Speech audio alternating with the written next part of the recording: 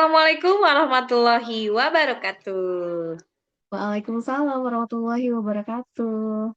Iya, terima kasih Kak Neneng ya, untuk sekarang nih akan menemani, adik-adik untuk membahas soal IPS kelas 6 ya. Nah, adik-adik yuk siapkan catatan boleh ya, atau siapkan ingatan barangkali waktu kemarin ingin menyamakan jawabannya seperti apa atau masih butuh penjelasan. Nah, nanti akan dibahas oleh Kak Neneng. Yuk kita langsung saja simak pembahasan dari Kak Neneng. Dipersilahkan Kak. Baik, terima kasih Misti. Oke, adik-adik, kita sekarang akan eh, membahas ya soal IPS ya untuk kelas 6.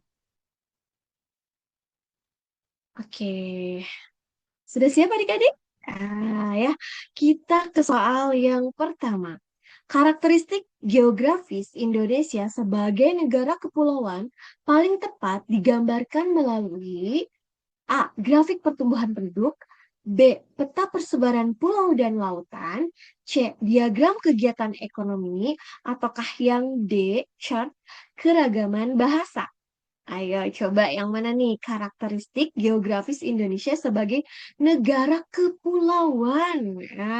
Ya ada clue-nya nih sebagai negara kepulauan. Berarti mana karakteristik geografis yang tepatnya kalau kita gambarkan itu melalui yang B ya, persebaran pulau dan lautan di Indonesia. Ya, karena negara kita itu kenapa disebut negara kepulauan? Karena memang negara yang terdiri dari banyak pulau gitu ya, yang tersebar dari Sabang sampai Merauke, adik-adik ya.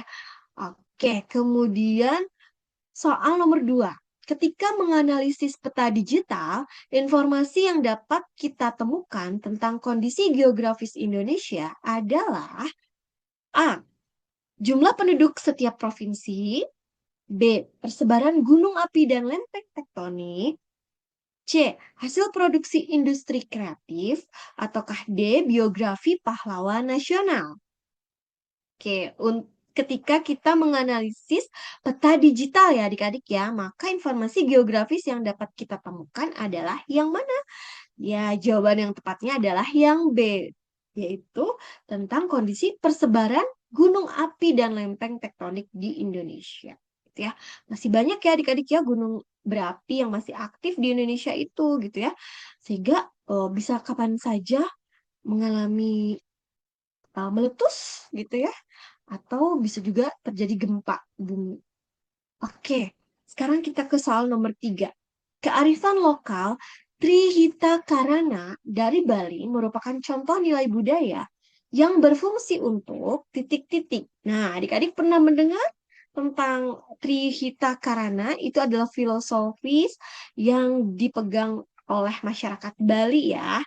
Nah, ada kaitannya dengan tiga yang orang-orang Bali itu pegang teguh gitu ya. Nah, apa saja itu? Oke, kita lihat ya mana nih di pilihan jawabannya ada nggak jawaban yang benar ya?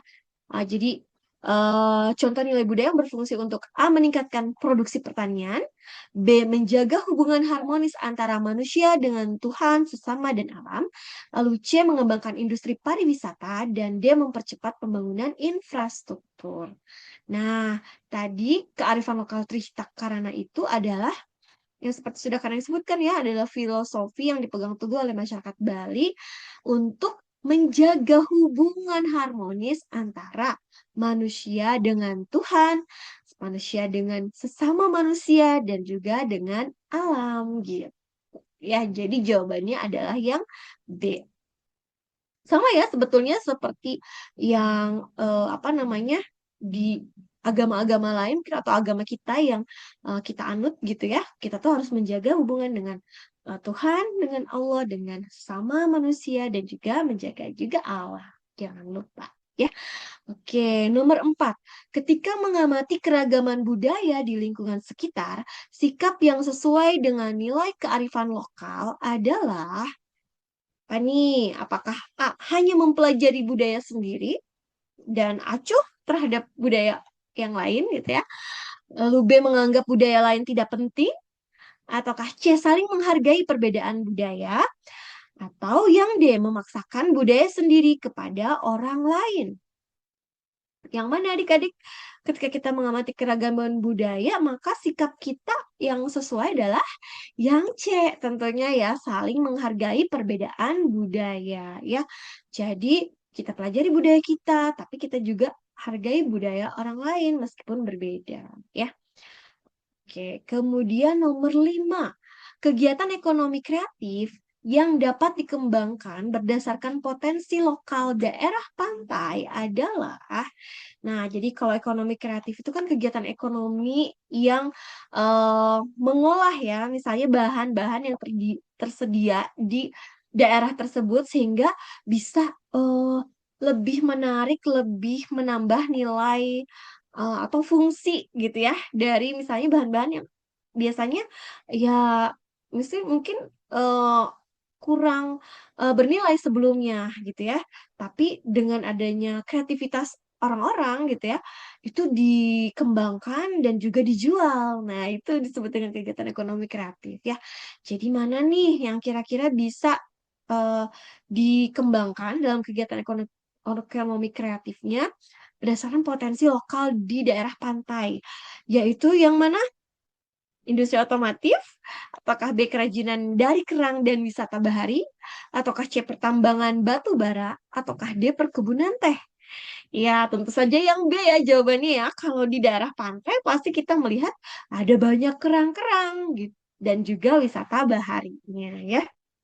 Oke, tips sekarang nomor 6 sampai 10 ini memasangkan ya pernyataan yang ada pada bagian kiri dengan jawaban yang ada pada bagian kanan atau di atas sini ya adik-adik ya.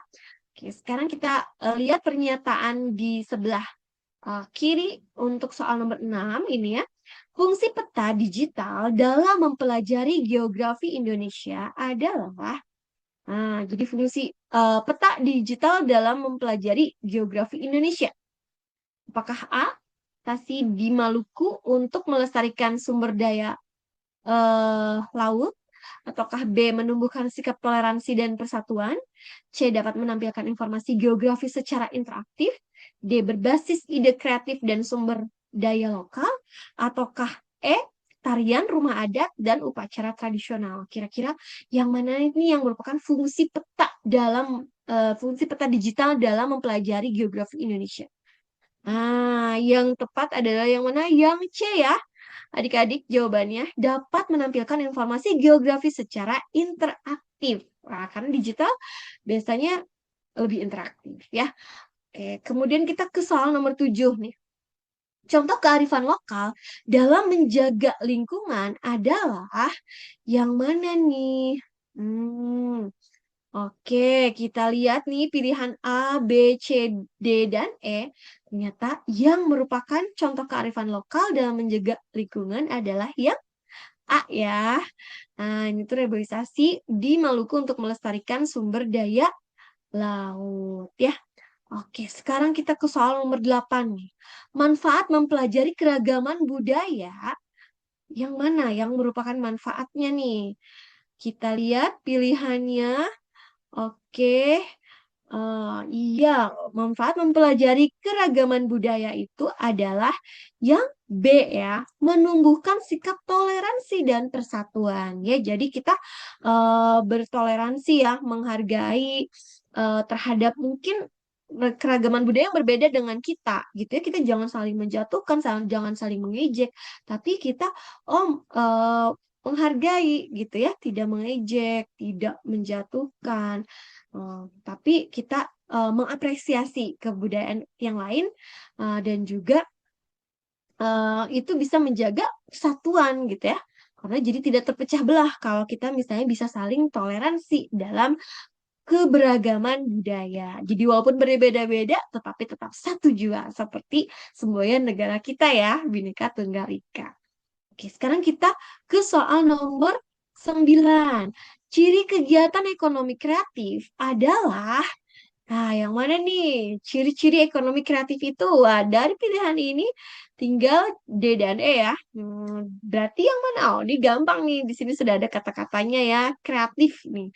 Jadi jawabannya adalah yang D. Berbasis ide kreatif dan sumber daya lokal. Nah, itu ya contoh ciri kegiatan ekonomi kreatif. Dan soal nomor 10, contoh bentuk keragaman budaya Indonesia adalah yang tentu saja ya, tarian, rumah adat, dan upacara tradisional itu merupakan contoh-contoh bentuk keragaman budaya di Indonesia.